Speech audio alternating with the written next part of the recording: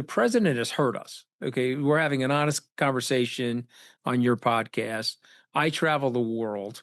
I'll hit 40 cities over a 2.5 year period of time. And when I talk to people around the world, you pick the location. If they're not talking in front of a camera and they're talking privately, they're negative on what the president's doing. They're negative on the international reputation, international standing that the United States has right now. And they feel that they've lost some level of trust in the U.S.'s ability to stick by its allies. I mean, the president, we don't have to rehash it. I mean, we all know he's going after Canada. He's going after Europe. He's attacking, I guess, Greenland. I guess he wants to own Greenland. He's going after the Panama Canal. He's shooting at innocent fishermen off the coast of Venezuela and Colombia.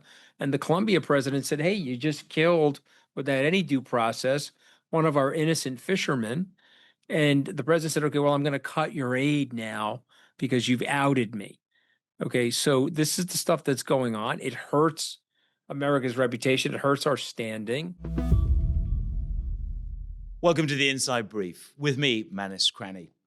We promised you risk takers, decision makers, and capital raisers. So hopefully our guest today lives up to that. He is a media maker in his own right these days with his vodcast podcast. The Rest is Politics with Kathy Kay. Infamous for his 10-day stint. We know that as the White House communications director. That was 2017. We've all come a long way and learned a few lessons along the way. He's the founder of the Global Finance Conference, SALT. You probably know who he is now. It's SkyBridge Capital Alternatives Conference from LA to New York, Tokyo, and London. Anthony Scaramucci, no stranger to the majlises of Abu Dhabi and Dubai, joins me on this edition of the Inside Brief. Anthony, good to have you with me. It's supposed to be a non-news podcast, vodcast. Let's shred that. Let's get straight to markets. Bitcoin is a phenomenal asset for you. October the 20th is when we're recording this, 9 p.m. Abu Dhabi time. The market is at 111,000. We're 11% off the top. What happened? What was this drive-by about? Well, I think the correction, at least the near-term correction, was born from whale selling. And so if you go back to, there was probably 15 or so wallets that have several $100 million of Bitcoin, in some cases, multiple $billion worth of Bitcoin. These were early believers in the Bitcoin story. Those wallets locked for, 15-ish years. Some of them, I think, saw the magic number of 100 and said, hey, we're up over 100. I'm going to start letting go and start liquefying and diversifying a little bit. Concomitant to that, you have a little bit of a debasement trade going on where people are looking at the US dollar and the deficit spending in the United States and the weakening of the dollar. If you just look at the dollar since October of 2020, 5 short years, US dollars lost 28% of its value in terms of purchasing power. And so it's sort of a weird thing. Bitcoin's up a lot if you step back and zoom out, but relative to gold, it hasn't caught gold this year. Gold is up about 60%. Bitcoin's up about 18, at least at current prices. And so then the question is, will there be a catch-up trade? Will Bitcoin catch up to gold, or is Bitcoin in the forever category of a risk-based asset tied to tech, tied to technology, and the NASDAQ and other risk-based assets? And so I'm a believer long-term it will transition. There are skeptics out there. I think that's where the big struggle and fight is with Bitcoin. But zoom out, Bitcoin has done quite well over the last 5 years. And, we bought our first Bitcoin at $17,000 in October of 2020. And, so if you went to Mars, Manus, and you came back and you were 17,000 to 110,000, 5 years later, I think you're a happy camper.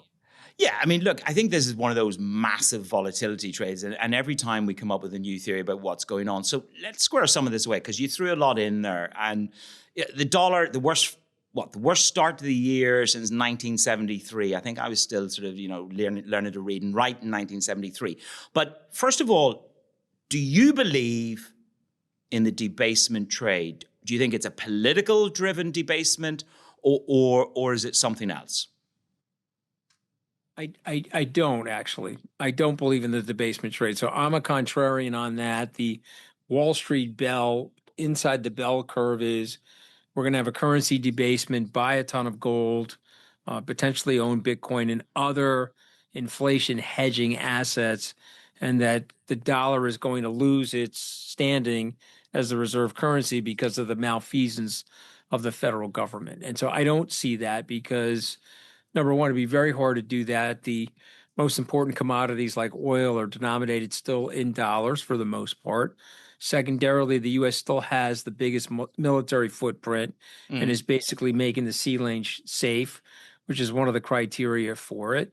And even though Trump is stressing the system is primarily held in the last 8 months. The administration, for all the bellicosity of its rhetoric, has not disavowed one court case. And so when the courts ruled against the president and his staff, they've pulled back on the issue. And so that's a sign that the rule of law is still in place. I certainly don't want him putting this type of pressure on the system. I don't think it's necessary. And I think it does hurt us at the margin. I think it's hurt our reputations overseas. It's hurt our standing. Now, there are people in your neck of the woods that are going to be nice to him and they're going to be obsequious to him when they see him and his staff, but down deep, they know that what he's doing is counter to the American way. It's counter to the idea that America has represented over the last 80 years. But he himself and this sort of malfeasance, his current malfeasance, is not going to knock us off of the reserve currency status. I don't think it's going to happen. One hedge fund trader here in the UAE said to me, no, Manus, you've got it very wrong. This is not the hegemony of the dollar that's being challenged. This is this administration giving away the supremacy of the dollar. But I mean, where do you come down on that? Because you say, look, he hasn't succeeded in any of the legal challenges, as you've rightly said. But, you know, Scott Bessent wants 3% growth, 3 million barrels of oil a day, and they want, as it seems, a cheaper dollar. Yeah, I mean, listen, I mean, they've devalued the dollar and it's going to help U.S. exports on the margin, but it's also going to weaken flow of capital into the United States. Take a look on the margin of international capital allocation since let's use Liberation Day, supposed Liberation Day, April 2nd. It's just down a lot. So, you know, the president has hurt us. Okay, we're having an honest conversation on your podcast. I travel the world. I'll hit 40 cities over a 2.5 year period of time. And when I talk to people around the world, you pick the location. If they're not talking in front of a camera and they're talking privately, they're negative on what the president's doing. They're negative on the international reputation, international standing that the United States has right now. And they feel that they've lost some level of trust in the U.S.'s ability to stick by its allies. I mean, the president, you know, we don't have to rehash it. I mean, we all know he's going after Canada. He's going after Europe. He's attacking, I guess, Greenland. I guess he wants to own Greenland. He's going after the Panama Canal. He's shooting at innocent fishermen off the coast of Venezuela and Colombia. And the Colombia president said, hey, you just killed, without any due process, one of our innocent fishermen. And the president said, okay, well, I'm going to cut your aid now because you've outed me. Okay, so this is the stuff that's going on. It hurts America's reputation. It hurts our standing. You're a capital markets expert. Okay, go ahead. I'm sorry. No. But then you look at these images, let's say, of the European leaders sitting around the desk, or you look at some royal figures who spoke at the UN. I'm thinking of the King of Jordan, you know, a man of great strength. And then I see him in the Oval Office, and it's a very different demeanor. You know, Trump has brought many world leaders almost back to the playground that they grew up in as school children. And it almost looks to the world as if it's a fealty. And at some juncture, somebody somewhere has to break ranks. But that's a dangerous game, isn't it? I mean, I think maybe they don't have to break ranks. Let me just be the contrarian for a second. He's got 3 more. He's got 3 more years left to go. Inside of 13 months, there's going to be a midterm election. He'll be effectively a lame duck president. Despite the MAGA Trump 2028 hats, that's not going to happen. You've got very ambitious Republicans. I don't know a Republican elected official that lives in Washington that when they're getting ready in the morning doesn't look in the mirror and see the 48th president of the United States. So they're all super ambitious. They're going to want him off the playing field, and there's going to be a war inside the Republican Party for the future of the party. And so to me, if you're an outsider looking in, you're like, okay, let me see if I can kick the can down the road to get past 2028. I've got 3 years to go. If I'm Pfizer, let me see if I can kick the can down the road. I'm going to go meet with the president, offer him some bennies to keep my tax status in Ireland. If I'm a royal family member somewhere in the world, I'm going to be nice to the president, maybe supply some gifts to him, and make him feel good about himself so that I don't have to be in an economic war with him or some type of ridiculous economic boycott. And so, I mean, that's what's going on. I mean, and by the way, I want to be objective. Trump got those, in my opinion, okay, and this is my opinion, he got those 20 hostages out of Gaza. I give him a lot of credit for that because he flexed on Netanyahu in a way that Joe Biden wasn't capable of doing it. And he also went to the secular Arab political leadership in the Gulf and said, you got to put some pressure on Hamas. You got to get Hamas to back off of their position. And I don't think there's anybody else that could have done that. So I want to give him credit for certain things. It's just the overarching thing, I believe, is hurting the United States, hurting our standing unnecessarily. Okay, I think you live in the Gulf. I think most Gulf leaders respect the U.S. Would say generally over the last 50 to 75 years, I've had a very good relationship with the U.S. Bipartisan relationship. They look for the U.S. for military protection, commerce, economic growth, technology transfer, all of these great things.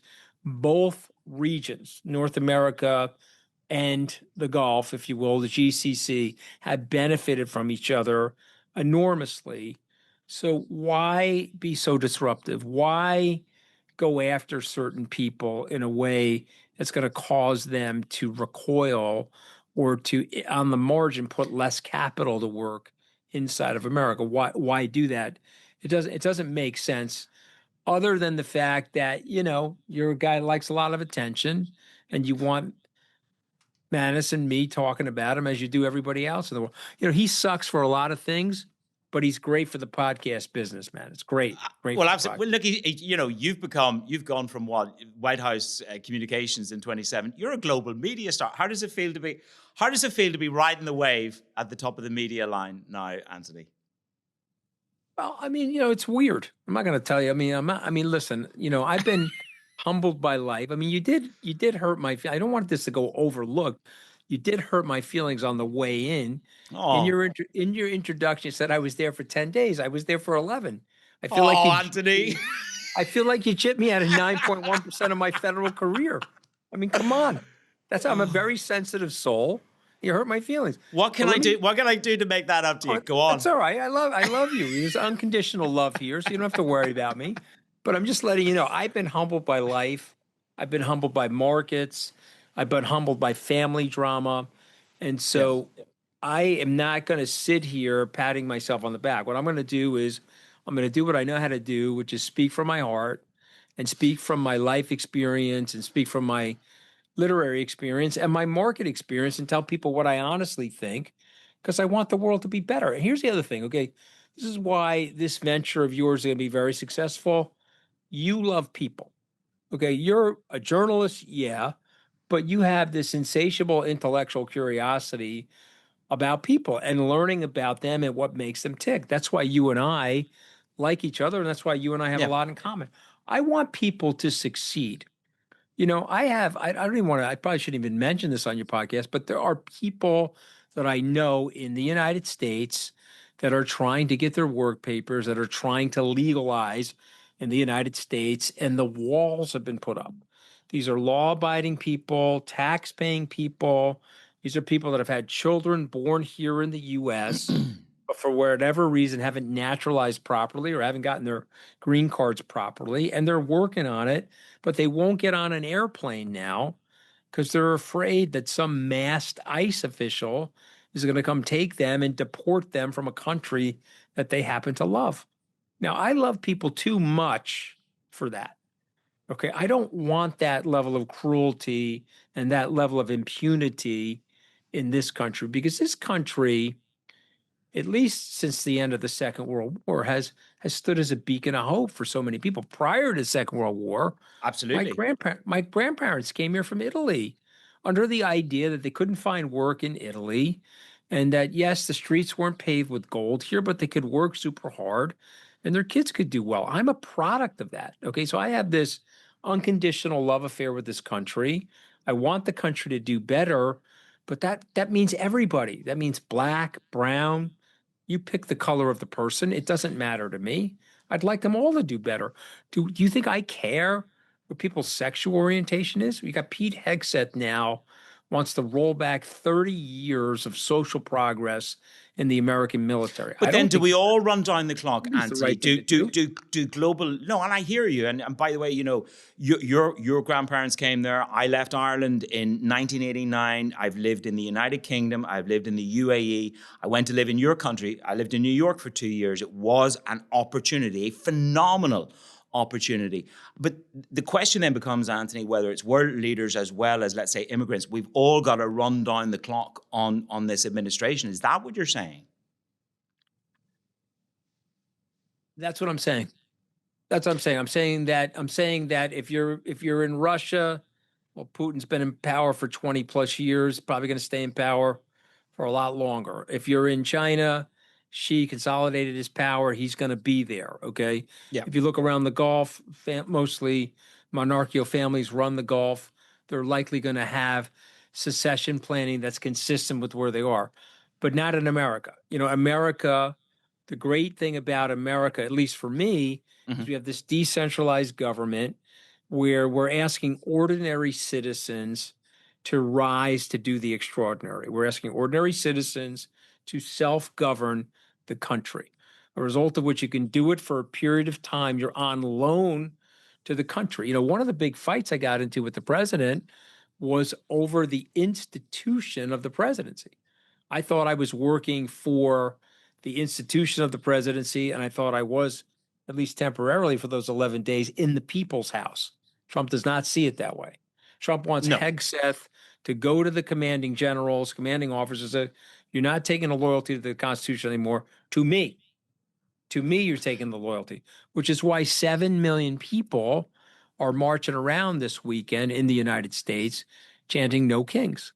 And I think the president's got to be careful. If I'm, again, being brutally honest with you, this is like a mini reverse of the Tea Party movement.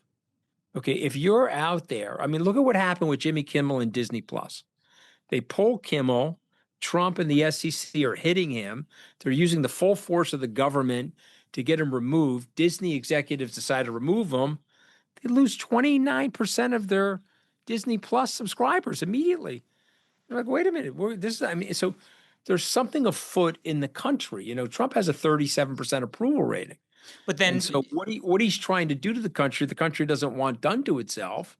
And so if you're looking at it, you can either fight him, which I have no problem doing, or you can try to wait him out, which if I was working, let's say I was administrator or an advisor in the Gulf, yeah. somebody said to me, what do you do here? I would say, wait him out. Wait him out. Flatter him. Give him gifts. Wait him out. Figure out a way to get along with him and his administration until he's gone. So That's what I would do. I want to talk more about that trip to the Gulf in just a moment. Can I just push a little bit further on this door that you've opened, which is we're some kind of a tipping point? I mean, the military are in different cities around the United States of America. You know, that the president has called on that. But do you think that we're some kind of social tipping point, or there is a risk of something much bigger happening in America, or is that just hyperbole by media and journalists like me? No, I think there's something to it. I don't think it's hyperbole. I think. Listen, I think weirdly, and this will either be optimistic or pessimistic to the viewer or listener. Weirdly, Trump could be a signal.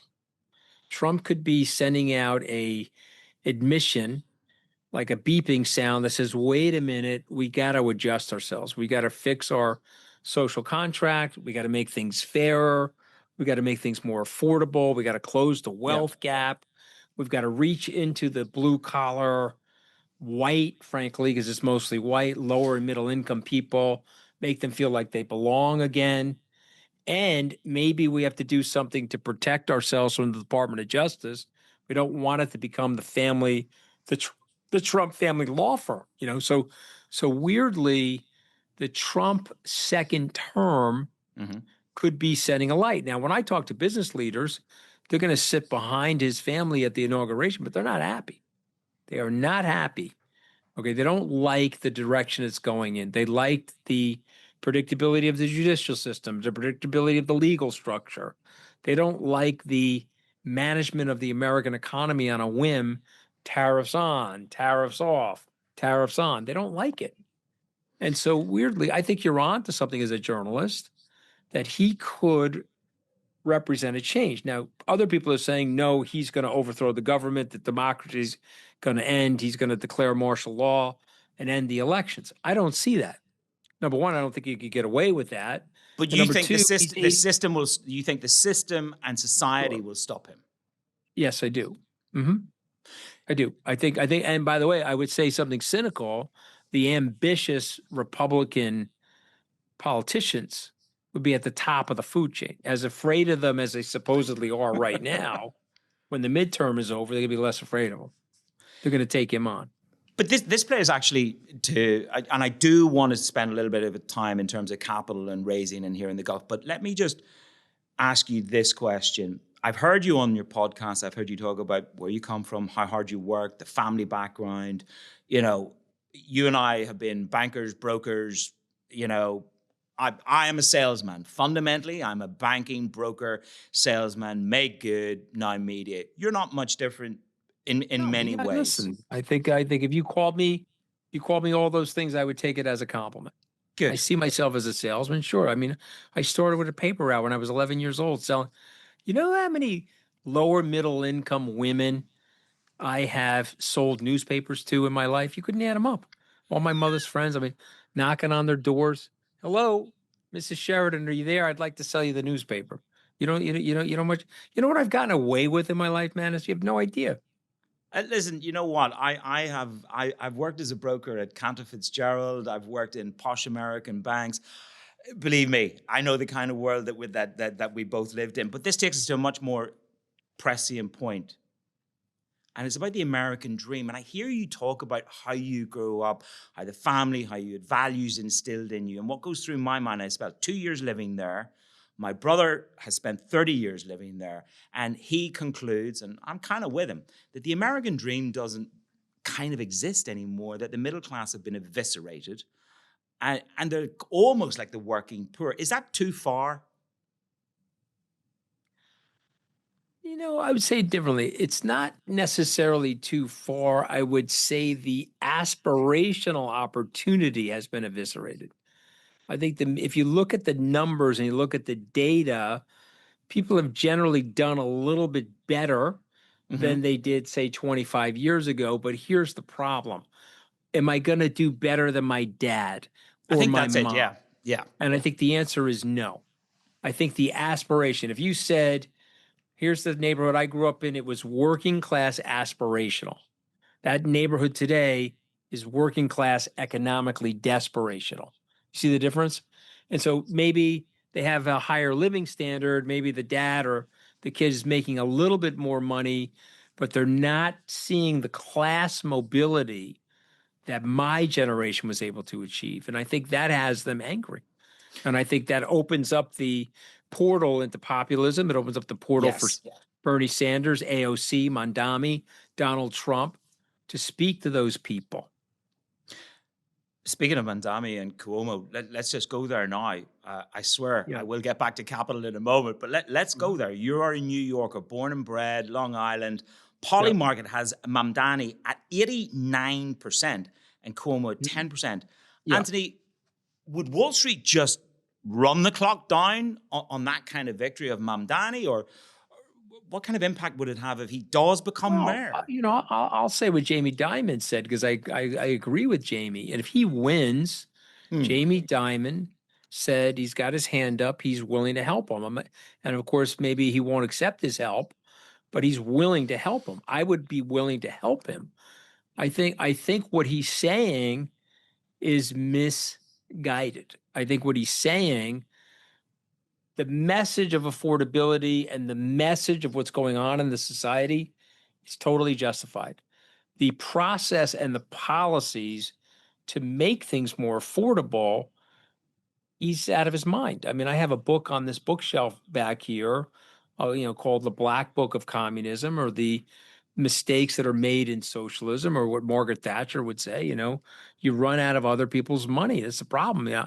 You got to create a self-reliant system, but you got to create a platform of equal opportunity, Manus. We don't have that anymore, okay? If you live in a good zip code in the US, you get a good public school education. If you don't live in a good zip code, they keep passing you grade by grade, you don't even learn. And so to me, it is so uneven at the starting block. That's where the unfairness is. But him saying he wants to end property laws, Yeah. okay, that you're going to end up like Cuba. You ever been to Cuba? I've never They been to Cuba, actually. they took over these beautiful townhomes 60 or so years ago.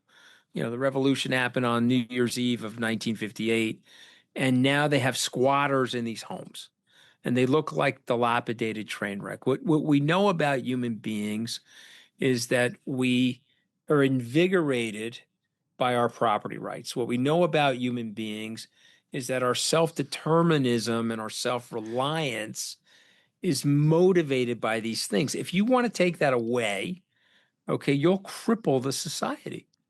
But anger is something that will bring Mamdani to power, isn't it? I mean, that I think frustration, I think anger, affordability. I also think my generation sucks as political leaders. Okay, I'm in the baby boomer generation, and they absolutely failed the country. They got the baton from the greatest generation. They solved World War II. They built the post-World War II order. We're a bunch of narcissistic nihilists. We overspent. We undertaxed. We overpromised. We've got lines going this way on entitlement and spending, and lines going that way on tax. So guess what happens? If you are overspending, remember something about deficit spending. It's unfunded tax liability. Let me repeat that. I'm going to borrow money and run a deficit. Okay, someone's going to pay for it. Well, I'm not going to tax you. So what are you going to do? You're going to monetize the debt through inflation. And inflation is the most pernicious, regressive tax out there. It hurts the working poor more than anybody. The second most pernicious tax in terms of its regressivity are tariffs. Nothing hurts the working poor more than tariffs because they're consumption-based taxes and they have little to no disposable income to speak of now. And now you're taking more of it from them. So these things are just going to perpetuate and create more anger. But I'm with you. I understand the problem. The problem is fixable.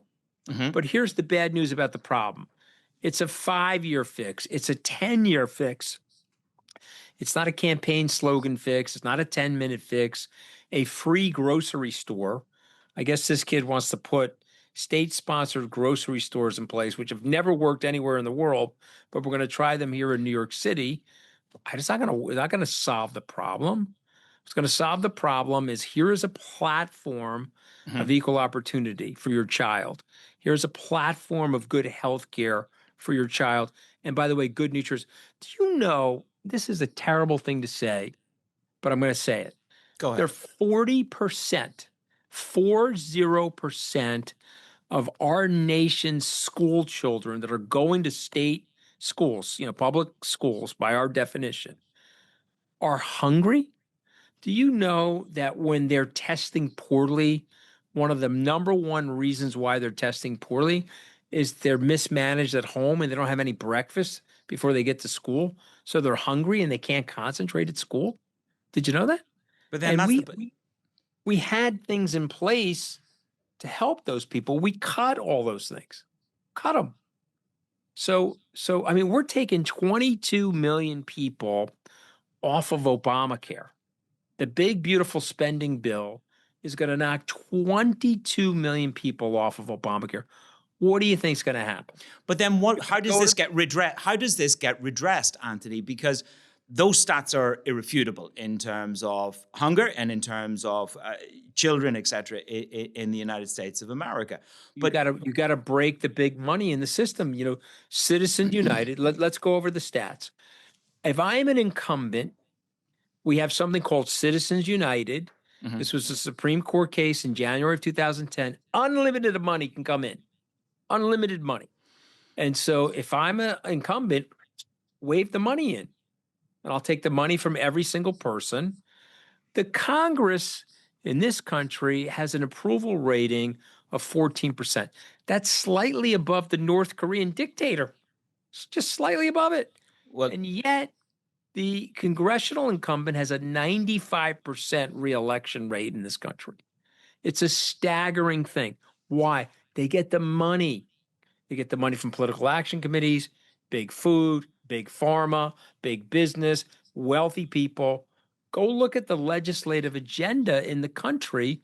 It's skewed to them. Big, beautiful spending bill. You're making $1 million or more, you got a $7,000 benefit. You're making $50,000 or less, we took $700 away from you. yeah, but then are you ready? 38% of the people supported the bill, but they voted it in anyway because they don't give a. Does everybody understand that? Because they're going to get reelected. So you want to fix it. You got to break the big money hold on these people. Okay, that's one of the ways you got to fix it. You got to end the gerrymandering, which has now become a gerrymandering arms race between these two nutso parties. And you can fix it. But you got to get people in there to think like entrepreneurs to fix it. Well, then, are you ready to step back from SkyBridge and run for politics, run for a seat? Well, the problem is the minute you run, you got to start the lying. You got to start the lying. And you know, I got in a lot of trouble with my wife, right? So I'm running for re-election in my marriage, right? You know that. I mean, that last time I was in this thing, it was a near fiasco for me. You know, a lot of bad things happened to me, you know? Yeah, well, we've come a long way, Anthony. We've come a long way. We'll see. I mean, listen, I want to be part of the solution. I'm writing a book about the dilemma. It's going to get published next September by Penguin Random House overseas and Holt in the U.S. And I'm going to try to become part of the solution. But the first thing you got to do when you have a problem is identify the problem and recognize the problem. And then the second thing you have to do in a democracy is convince the people of what the problem is and get them to think about changing it. Because right now, everyone's loaded with great cynicism. We'll never change the gerrymandering. We'll never do this. We'll never do that. No, entrepreneurs, Manus, entrepreneurs can take 0 and turn it into 1. Okay, and let me leave your viewers and listeners with a thought they should really think about. There's 100 million people in this country that I love that vote the exact same way in every single election. It's a very powerful voting bloc, Manus. That's the non-voter. Well, then you deserve what you. If you don't vote, and I grew up in Northern Ireland, and we were taught to go and vote. Right. And you know what? If you don't vote, you get what you deserve. That's kind of my response to that. Okay, but you know these are marketing competitions, so let's get a seasoned entrepreneur in there, a salesman as you described them, and let's get a seasoned entrepreneur in there to go to that new market. That's a whole new market. You know what Elon Musk said before Vance stopped them from creating the America Party? Elon Musk looked at the numbers. You need 15 million of those people. You don't need 100 million. You bring 15 million of those people in, boom, you've now created moderation in the country. You've cut out the fat tails of the extremists as a result of getting these people in place that are more normal than the ones that are in current place. I introduced you as a capital raiser. My first day on the job here, You've done a lot of that. My first day on the Yep. job here at this organization was the 12th of May, standing outside the Ritz in Saudi Arabia, sweating with nothing more than an Irish passport and a little bit of charm, to say the least. I couldn't get in. What do you think Donald Trump achieved in visiting Saudi, Qatar, and the UAE on that trip from a global capital markets perspective?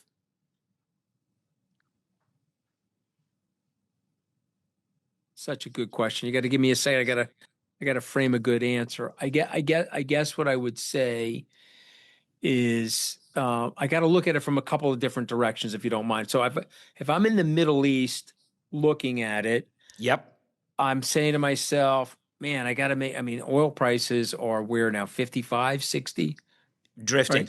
right? Right. So I'm saying, whoa, I got to figure out a way to get out of the oil business because the oil business is going to be ending anyway. And so my vantage point for the capital markets is way more wider band and commercially operative. If I'm in the United States, again, I'm just speaking for myself, I want to restore the predictability of the United States from a capital markets perspective. If I'm in Europe, I think Europe is in a drought of venture capital. Okay, they have even Israel under siege and at war has more venture capital investments going on in Israel than all of 500 million person Europe. You know, so no matter where you look and you're talking about capital markets, you know, capital markets need to be cured. But when you talk about your charm, you've got something more than that, though. You see, so you're a success because you can't afford not to be. You're a boat burner, Manus. Okay. And so when you land, you set the boat on fire. You can't go back. Okay. And just remember that about yourself and people like you. When you go back, you have doubts. When you burn the boat, you're like, I got to make this a success come hell or high water. You know? It is true, and I think from my perspective here, I think it's interesting the flow of capital, the message from Doha, from Saudi, and from the UAE. I think Anthony, he's shone the most magnificent light. Everybody knows the sovereign wealth funds here. You've been here. I've seen you in Abu Dhabi. I've seen you in Dubai. You do the FII, I've been to FII. FII. I'm going to it very, very soon. Maybe see you there. I said that the Saudis had a Catholic marriage with remember they were fighting with Biden? Yeah. I said, come on, the Saudis and the Americans have a Catholic marriage and they can't get out of it. I mean, the stuff, MBS loved that. You know, I had dinner with him at night and he's like, where do you come up with that? I said, well, I'm Catholic. My parents put 500 years of fighting into a 67-year marriage. God bless them. You know, it's hard to do. We'll square off. We'll finish off with it. I mean, you're just full of one-liners tonight. But let's finish off with this because from where I'm sitting, returning to this capital of capitals in Abu Dhabi, traveling around the region, there's a velocity here, Anthony, that I haven't seen before. You were here. You had some tough times in 2022. You had that whole sort of, for want of better words, a debacle with Sam Bankman-Fried, et cetera. Bankman-Fried, terrible.